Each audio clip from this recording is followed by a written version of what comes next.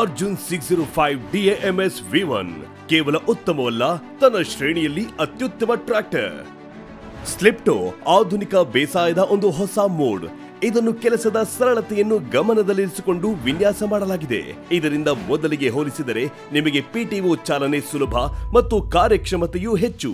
ಇದರಿಂದ ಚಾಲಕನಿಗೆ ಕಡಿಮೆ ಸುಸ್ತಾಗುತ್ತದೆ, ಸಹಜವಾಗಿಯೇ ಹೆಚ್ಚು ಕೆಲಸ ಸಾಧ್ಯವಾಗುತ್ತದೆ. ಈ ಕ್ಲಚ್ ಒತ್ತದೆ ಸ್ಲಿಪ್ಟೋ ಲೀವರ್ ಬಳಸಬಹುದು.